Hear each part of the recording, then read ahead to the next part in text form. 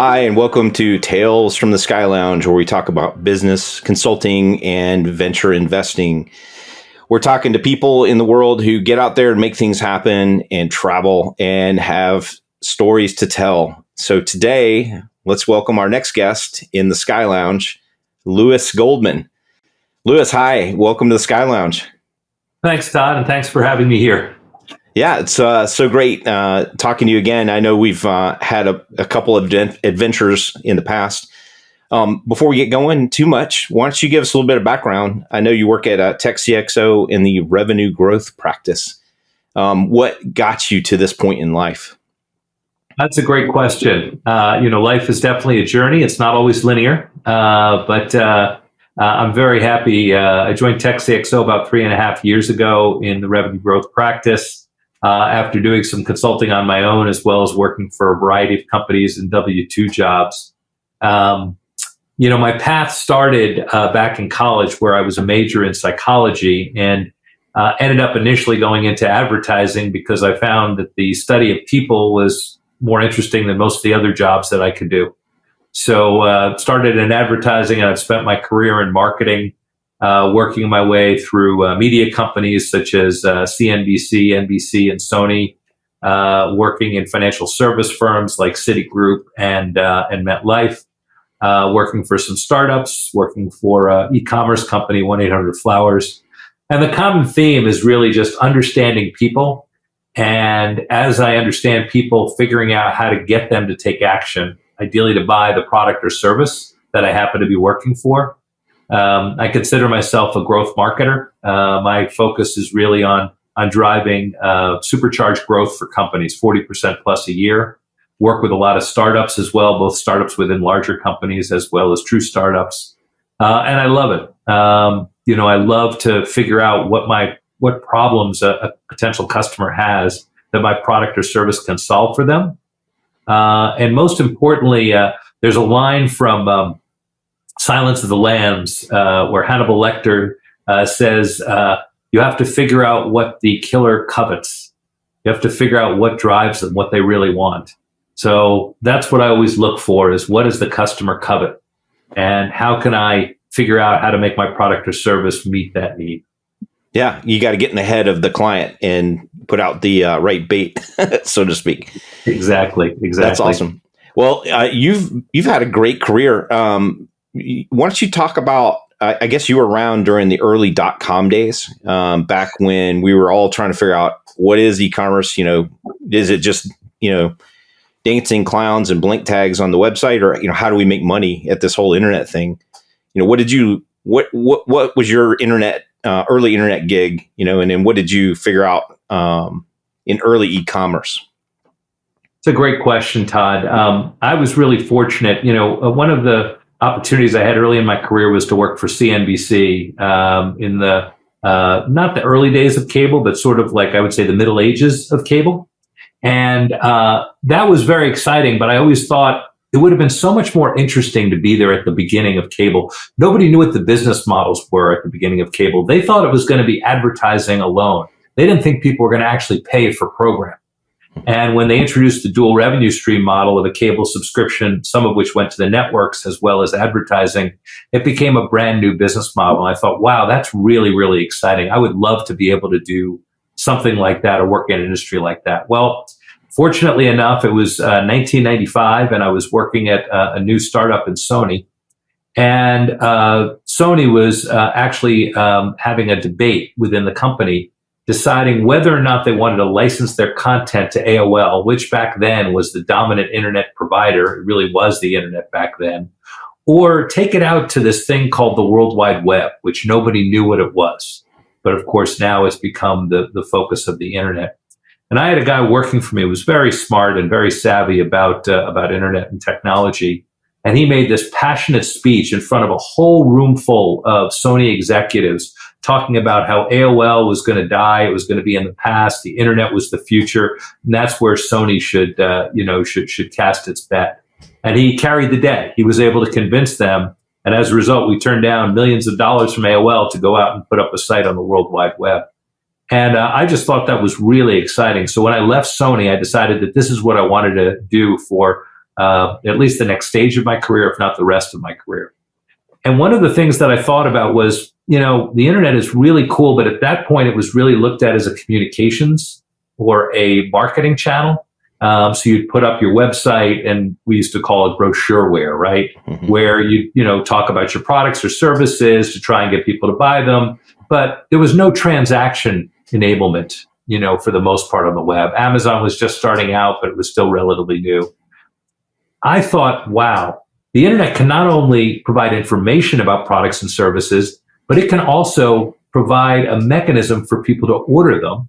And then if you can just figure out how to deliver it to people's houses, that could be a huge new channel for manufacturers.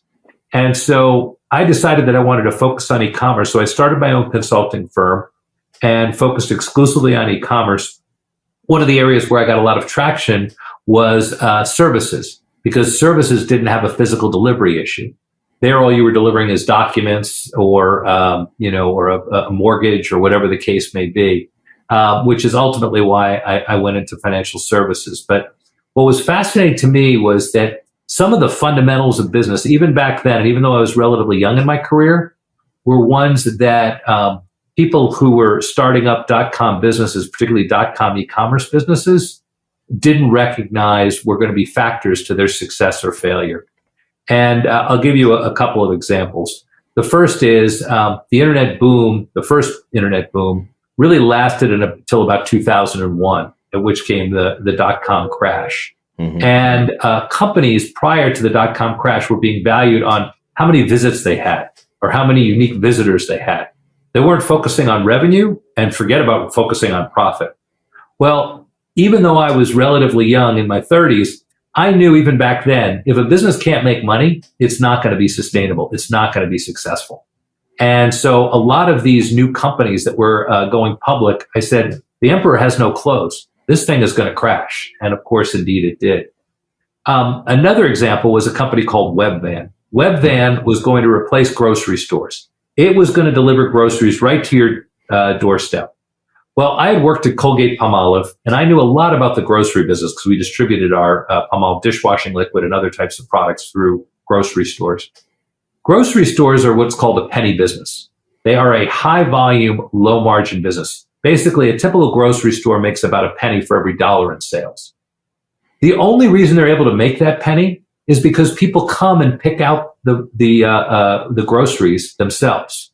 If you've now got to go to the expense of having somebody go into the store, pick stuff off the shelf, put it in a package, and deliver it, all of a sudden there's not going to be any margin left. As I recall, Webvan at one point had north of $3 billion invested in it, and it crashed and burned because it couldn't make the economic model work. Now, contrast that with something like Amazon, right? Amazon didn't make money for years, decades, actually. That was a deliberate strategy by Jeff Bezos because he wanted to get market share above all else. But Amazon had some underlying dynamics that were different than Webvan. For one thing, the products they were offering had significantly higher margins than grocery products. Secondly, they were very methodical about how they build out their distribution. And as a result, as they built it out, they were able to get economies of scale. The third element is they had backers and investors who bought into Bezos' vision. And it happened before he went public, and it happened after he went public.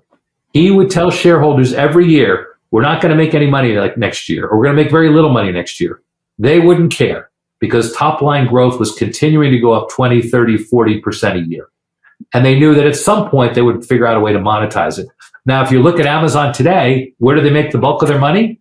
Services, right?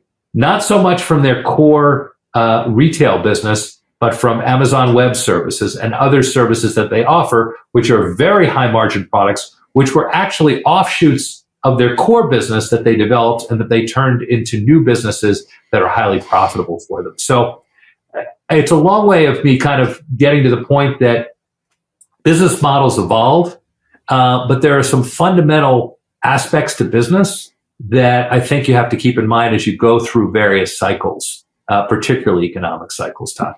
Yeah, I mean, it's we all seen this movie before. the cast of characters is just a little bit different. The technologies are a little bit different, but at some point you have to sell something to somebody and make a little bit of money. Yeah. So how do you think about, I actually had a little bit of Webvan stock just for a hoot, and unfortunately wasn't able to get my stock certificate out of that. I was going to make wallpaper out of it, but we look at the pandemic when everybody didn't want to go into the grocery stores, and now we have Instacart that's famous, and Uber Eats and DoorDash and all these companies. They kind of remind me of Webvan. What's different about these companies, and have they got it right this time around? Do you think they're going to all survive? What's different this time around? Yeah, well, I think the jury is still out on some of them. I mean, they're getting to ubiquity. First of all, there are too many of them. Yeah. So as a result, it's really cutting into margins, and you're having to invest more than you basically can sustain in terms of marketing, because you're competing so aggressively with a DoorDash or with some of the other alternatives out there. So I have a real question as to whether or not they're ultimately going to be successful. I'm much more comfortable with higher margin products that maybe aren't as sexy, but that provide much more sustained opportunities for success because they fill a significant need. They have some moats around them to make them difficult to kind of break into. And as a result, they have opportunities for a sustained success as fewer competitors are going to come into the market. Yet they're going to continue to grow because they're solving a problem for customers. Amazon has done this in a very unusual way. And there are a handful of companies that have been successful. They basically scaled to the point where they've scared all the competition almost out of the market, right?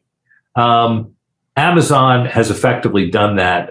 The only real competitor in the last few years to Amazon, other than Walmart, which I'll talk about in a second, was a company called Jet. Jet was going right after Amazon. So what did Amazon do? What Jet ended up doing? They ended up selling to Walmart, because ultimately they knew that they were not going to be able to beat Amazon at its own game, and were going to wear out the patience of their investors. Walmart very smartly bought Jet because they realized, as a traditional retailer, they just didn't have the expertise, the culture, the mindset to be able to commit in e-commerce, to compete in e-commerce the way Amazon does, because it was something that was sort of beyond, kind of the way they approached business. And that takes a lot for a company to acknowledge that. So once they acquired Jet, they used that expertise, that infrastructure, because they also had a terrific platform. And then Walmart could combine it with their logistics expertise. So you basically have the expertise in logistics that Walmart is probably the best in the world. The only company that's probably close is a company like Amazon, right? Yet Jet had the infrastructure and the sort of marketing savvy and the e-commerce intelligence to be able to compete with an Amazon. And what are you seeing now? Walmart is actually growing their e-commerce business faster than Amazon. Much, much smaller, but they are catching up at a more rapid rate. And so that's where you see some of the other opportunities that become apparent in the digital space. Companies that are native digital get acquired by traditional companies, and if they're managed correctly, can help accelerate those digital companies and those traditional companies and making a digital transformation. Yeah, I remember we used to have this company, Service Merchandise. I don't know if you remember that company, where you go in and there's one of everything, and you'd go write it down in your scratch pad, and then you hand it to the person, and they would go back in the back warehouse, and then come down the conveyor belt, and you'd get it. But it was kind of an interesting, like it smells like warehouse. It seems like that's kind of the future. Amazon's got all these warehouses, but you can't just go to an Amazon warehouse and pick up your stuff. Whereas Walmart, you can, right? Or potentially, So, right. So what did Amazon do? They bought Whole Foods, right? Oh, okay. So now you go to Whole Foods. They have Amazon lockers. So now you're seeing basically it's blurring. Multi-channel is becoming. They realize Amazon realizes they need physical presence. Walmart realizes they need digital presence, and so they're starting to creep into each other. So you're going to have to be super big and pay attention to multi-channel for delivery. Well, what about on the customer acquisition side? How do you think about? Is it just advertising? Is there more to it than just getting in front of people and running ads? Or how do you get mind share of that person who wants a car wax?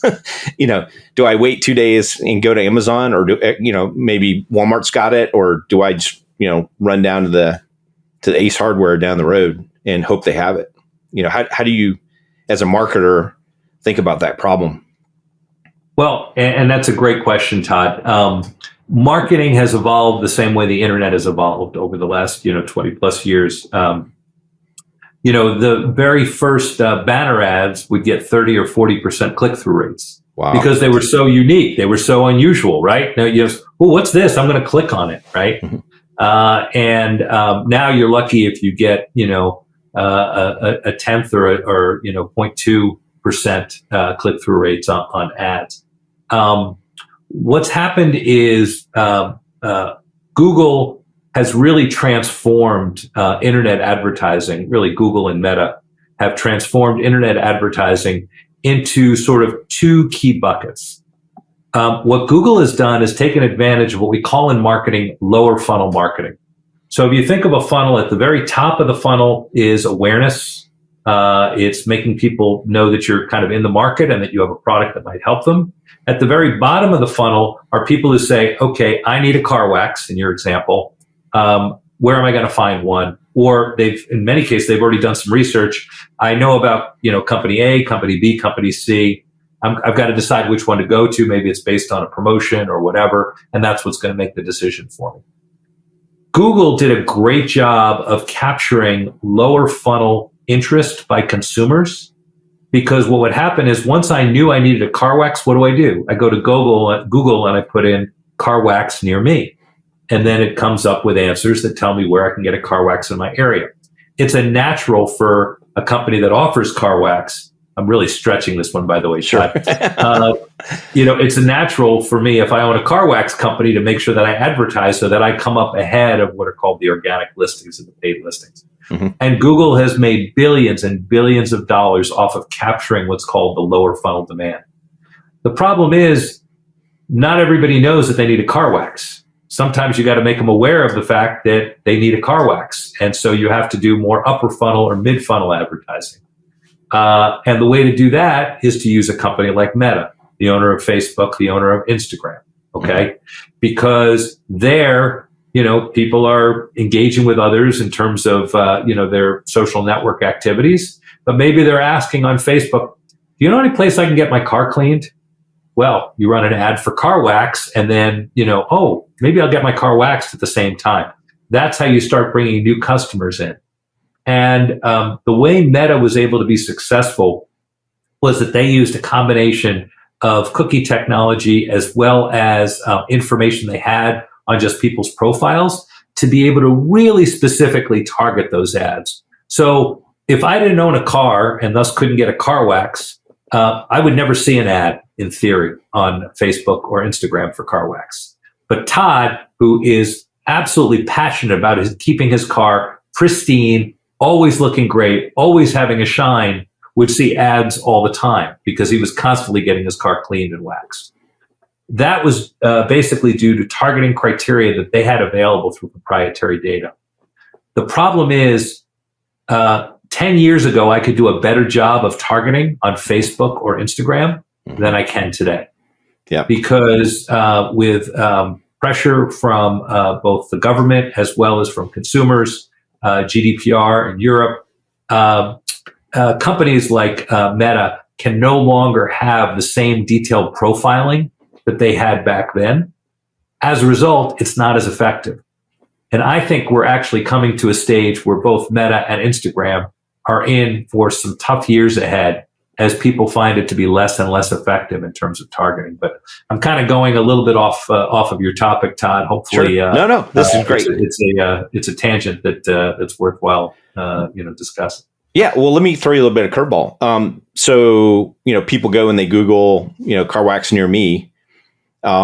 Seems to be the new hot thing is, the AI search is going to come up and then try to figure out what you want.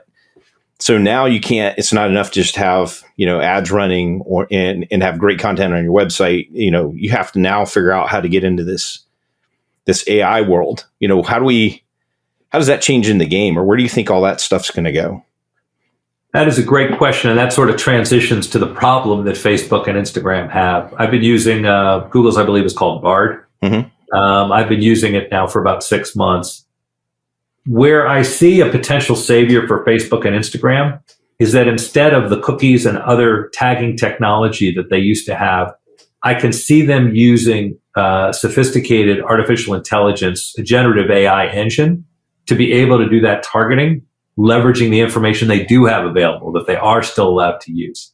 And I think that generative AI targeting could bring them back to a point where they're maybe even better than they were 10 years ago in terms of targeting. And that potentially could save them. I haven't seen it yet for Facebook and Instagram, for Meta in general. I've certainly seen Google and Microsoft trying to figure this out. But I think the real opportunity is for these more upper funnel advertisers to really leverage generative AI to help them with more sophisticated targeting. So let me skip back a little bit. Talk about some of your early career wins. I know you worked for some really big companies that probably were around when digital first became a thing. Talk about the effect of when some of these new technologies come online and you're a growth marketer and you can take advantage of them. What the effect is for a bottom line of a company. Yeah. It's a great, another great question, and one that I really enjoy talking about. So I was on my own after leaving Sony, specializing in e-commerce, working with a lot of companies of varying sizes. Ultimately, I ended up joining Citigroup as the first head of e-commerce for their lending businesses in the late 90s, and spent the next 9 years there really helping to get Citigroup kind of on the web. And that was incredibly exciting to me. I basically was in a startup organization within this huge company. At one point, Citigroup was the most profitable company in the world while I was there. I'm not taking credit for it, just to be clear, Todd. But you were a cog in that wheel. It happened to be a situation where they recognized that the internet was really transforming a lot of their core businesses. And within 3 years of launching e-commerce for our lending businesses, as mortgages, student loans, personal loans, we were getting 10% of all of our new accounts through the internet, which was very exciting. And we had e-commerce enabled all of our businesses, which meant you could apply for and get approved for a mortgage, for example, online. And that was just very exciting to me. I love being a change agent. I love both doing startups within larger companies as well as doing sort of true startups to take advantage of market opportunities. And that was a real market opportunity to be able to complement Citigroup's retail and physical distribution, banks, brokers, through our Smith Barney brokerage, Primerica, which is our personal insurance, person-to-person insurance sales arm at the time, and figuring out how to complement those businesses with the internet. It wasn't easy. There were a lot of political battles. Mm-hmm. Generally speaking, people who are entrenched and are good at what they do and know what they do well don't want to be introduced to a brand new way of doing business.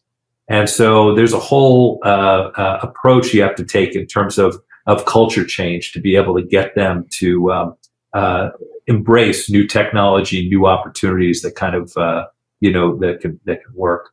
Another great opportunity, which was after Citigroup, was with MetLife, which at the time was the largest life insurance company when I was working for them. I ran their direct-to-consumer life insurance business, which was a startup. I was head of marketing and product, and then I ended up running the business. And by my second year there, we generated more life insurance applications direct from the web, direct from consumers, than our 140-year-old retail network. Wow. That's amazing. It was phenomenally exciting. It was also exciting for another year. Insurance, life insurance specifically, has been in essentially a 50-year decline.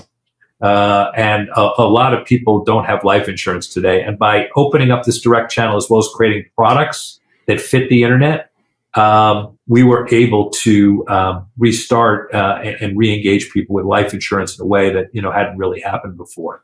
The other thing about the internet is many companies have tried to take their existing companies or business, and this applies, by the way, not just B2C, but also business to business, and just, kind of put it out through the web. One of the things you have to understand is if you are offering a product or service through the internet, you need to think about how it might need to be different to accommodate the expectations of the end consumer. So two of the products that I introduced at MetLife were both instantly approved life insurance policies. So basically you could apply online, get approved right away, and immediately, you were covered. That was different than traditional term insurance, which had more involved underwriting. Sorry. Yeah. Tom. So like you talked about, Palmolive and, the old brands, you really did have to think about the packaging and what would it look like on the store shelf. It seems like there's kind of like the same thing, except digital. What is the digital branding going to look like? How does it present itself? What are the terms and conditions? And how do we present this thing on the internet? It sounds like something you have to really think through. The other thing about doing change within larger organizations, Todd, is you also have to be cognizant of quick wins. Okay. A boss once told me it's okay to knock off a few gas stations on the way to the bank. Love it. And that's always sort of stuck with me, right? So as you're doing digital transformation, it can't be like, okay, we're going to do digital transformation. We're going to bring in all these, consultants. We're going to have our whole IT staff focus on revamping the website and creating an e-commerce engine. And in a year, we're going to come out and we're going to blow out the doors. If you do that 3 or 6 months in, the entrenched interests are going to say, what the heck are we spending all this money for? I'm not seeing any results. Find some quick wins. One of the things that I did at Citigroup was I put our private student loan application on the web within 6 months of starting. Okay. Why? Because I knew that students, young people, were the most internet savvy group out there, right? All we had were paper applications and they were faxed back and forth.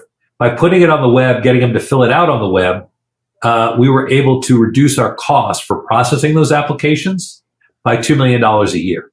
So I was immediately able to generate $2 million in incremental profit for the company, which I could then invest back into infrastructure and other types of things that we were doing. I knocked off a gas station on the way to robbing the bank. Sell something to somebody. Sales cures a lot of sins. Yeah. Absolutely. And that's one of the things that we really focus on at TechCXO too, Todd.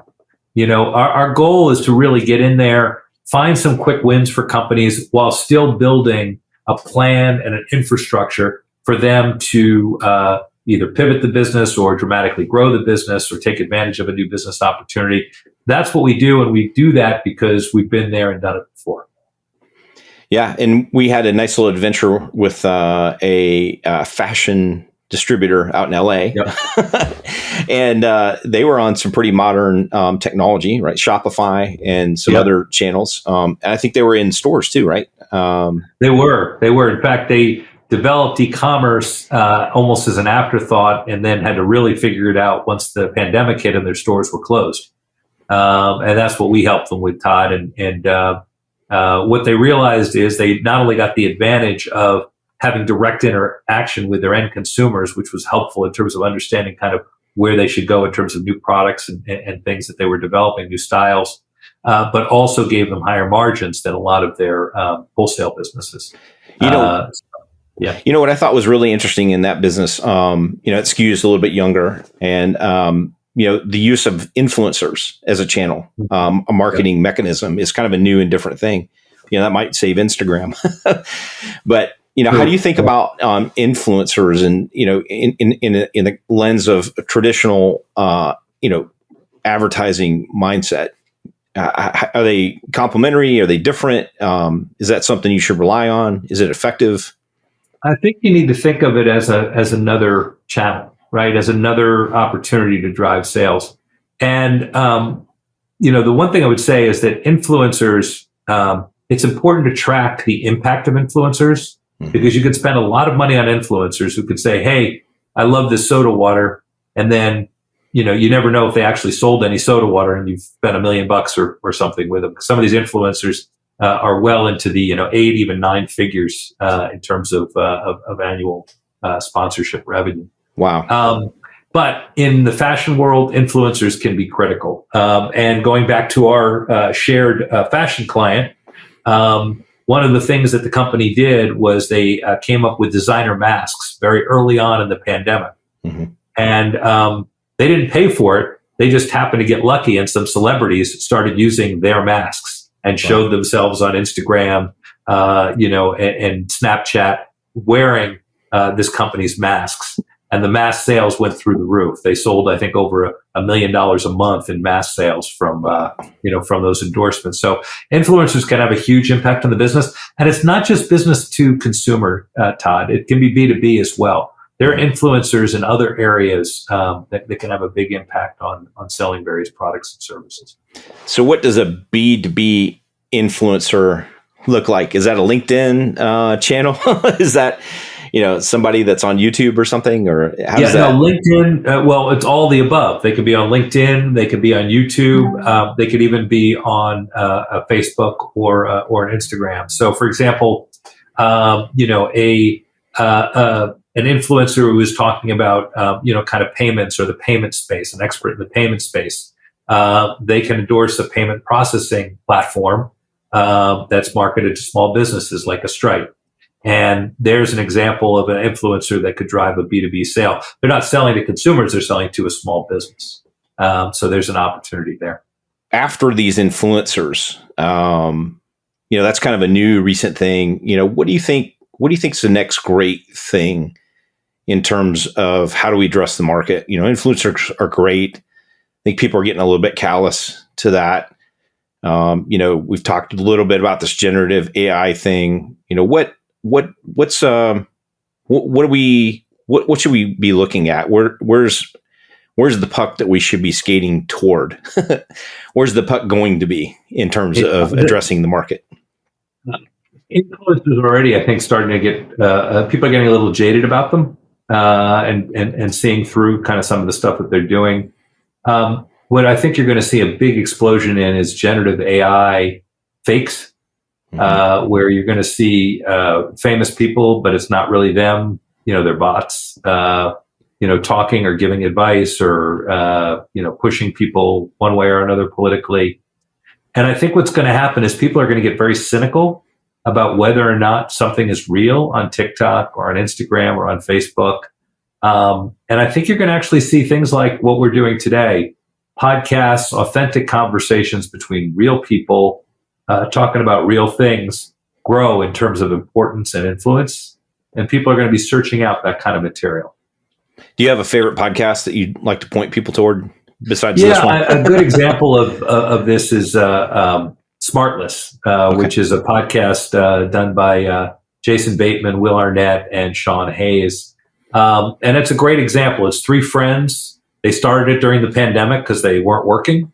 And so it's about them kind of interacting. They make fun of each other. It's clearly very authentic. And it's one of the leading podcasts out there, leading entertainment podcasts out there. Not quite at the scale of the Joe Rogan, but it's still very, very successful. And I enjoy listening to them because of that authenticity. Human connection. Yeah. So in your career, did you ever work for that boss that was just awesome and it was a great mentor and stretched you a little bit? I've had the good fortune of working for some really terrific bosses. I've also worked for some who weren't quite as terrific. I think we all have. And that's the challenges with that. But one of the people I got to work directly with for a year is a guy named Roger Ailes, who some people may be familiar with. He's the founder of Fox News. I worked with him before that. He was brought in to head up CNBC. And I was head of marketing for CNBC. And so I got to work with him directly. And he was really, really brilliant. And I didn't agree with, all of his perspectives from a political standpoint. He knew how to motivate people. And a few things that he taught me were, first and foremost, it's good to have an enemy.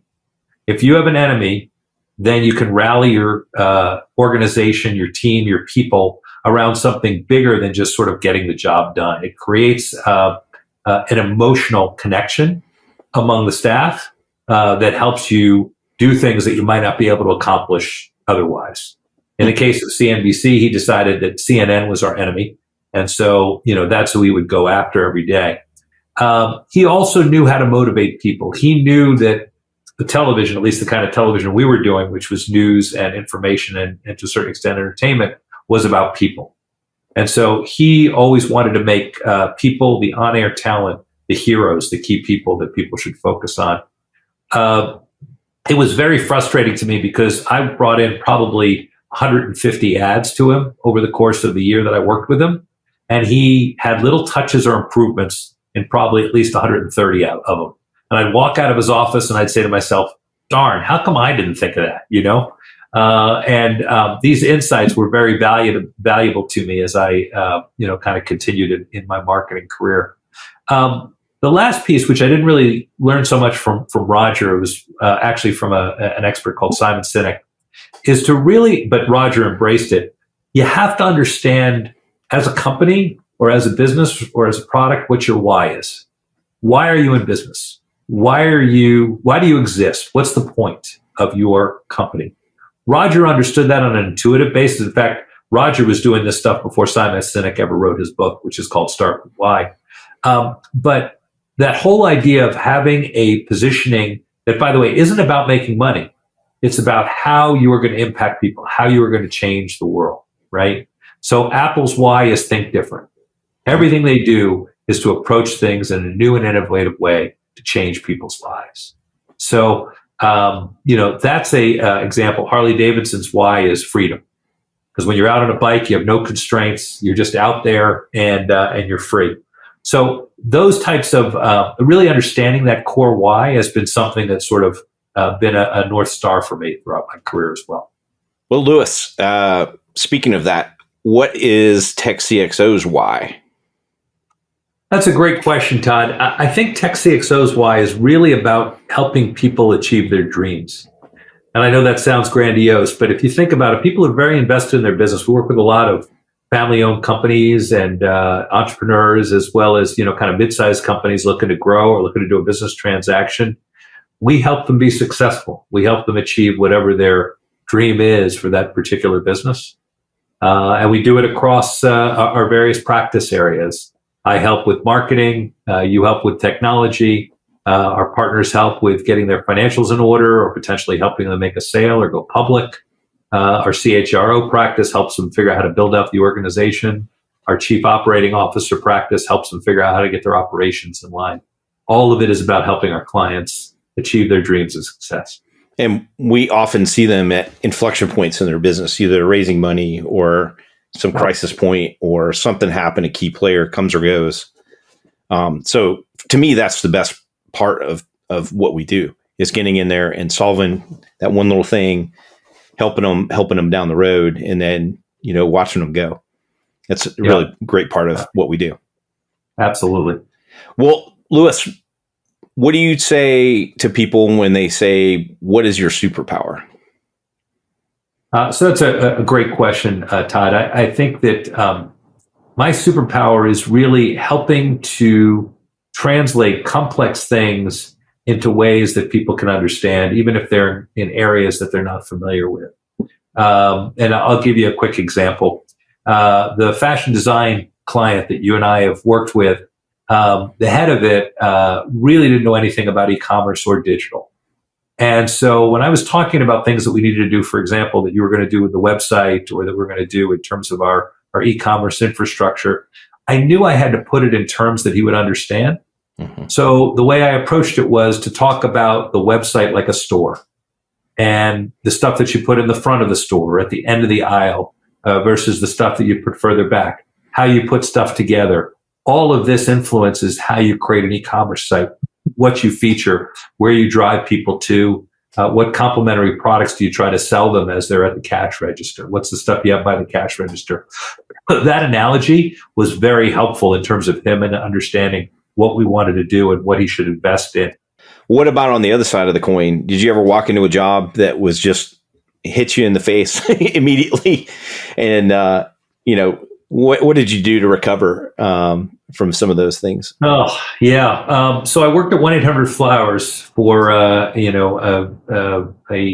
very, very difficult period of time, both It was difficult from an economic standpoint, and it was just a difficult work environment. But I joined in January of 2009, and Valentine's Day was 6 weeks after I started.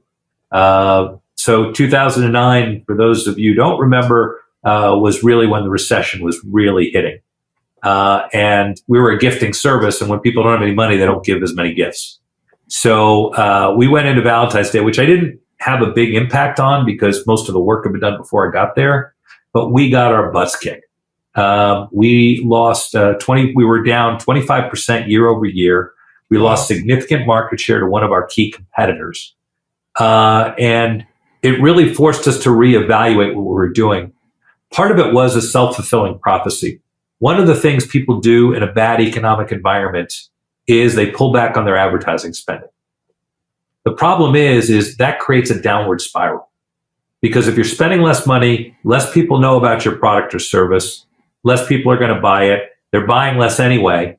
So if a smart competitor, in this case, it was our key competitor that was smarter than we were for Valentine's Day, decides that instead of decreasing spend, they're going to increase spend. They're going to spend more than they already are because they realize the pie is smaller, so they have to get a bigger share of that pie to grow. And that was one of the lessons that we learned. So even though we were still very much in the recession, we overhauled our marketing for Mother's Day, which was, by the way, our biggest holiday of the year. Valentine's Day was our second biggest holiday of the year. Just to put it in perspective, we did 10% of our annual business on Valentine's Day, 15% of our annual business on Mother's Day. Wow. So a huge percentage of our business. But we decided to significantly increase our spending. We came up with a very consistent advertising campaign that really appealed to a core customer that we had identified through market research. And we were able to beat our goal by 9% in terms of revenue for Mother's Day. So wow. That was exciting for us. So you got in there and just kept plowing away. And, sometimes you got to just grit your teeth and get through the hard spot and keep going, it sounds like. Yeah. You ever heard that Ted Turner quote? Somebody asked Ted Turner, what's the secret to success? He said, early to bed, early to rise, work like hell, and advertise. So, of course, I had not heard that one before, but I like that. I'm going to steal that one from you, Todd. Yeah. Well, his father died early, and he inherited a couple billboards in Atlanta, I think is how he got his start. So, he's got the advertising DNA. Well, Louis, Sky Lounge is all about travel and getting out there in the world. You got any crazy Sky Lounge stories you want to share with us? Yeah, I got one. So I was working, after I left CNBC, I was working for the startup at Sony, and I had an absolutely psychotic boss who decided, this was one of the bad bosses, right? Mm-hmm. Who decided that I should fly to London in less than 24 hours to meet with the marketing head and the CEO of one of our licensing partners for the division that I was in at Sony. So essentially I had to go pick his brain and his team's brain. And so I booked a business class flight last minute. It was something like $10,000, ridiculous. I didn't get to go on the Concorde. The Concorde was flying back then, but unfortunately, there was no availability on the Concorde because of the short notice. But when I landed, because the flights to Europe are all the overnight ones, it was the morning, and I had a full day of meetings and a dinner. And fortunately, the American Airlines lounge was really well appointed. They had a great shower, so I had a shower, I had some breakfast, I was able to change, and I was as refreshed as I could be for a full day of meetings and dinner afterwards. So, it was a great experience to use that Sky Lounge. Sky Lounge in the clutch. I love it. Well, Louis, again, you work for Tech CXO in the revenue growth practice. And how can people reach out to you and find you on the internet if they want to follow up after this? Well, I'm pretty easy to find. It's Louis, Lewis, Goldman, Goldman. You can go to techcxo.com and just type in my name. You can also find me pretty easily on LinkedIn, and would love to talk to any companies that are looking to try and figure things out from a growth perspective. Well, thanks, Louis. Really enjoyed talking to you today, and hopefully we get to another adventure here really soon. Thank you, Todd. Really enjoyed it. Take care. Bye-bye. Thanks for joining us in the Sky Lounge. Please like and subscribe to hear more from Tales from the Sky Lounge here and anywhere else you get your podcasts.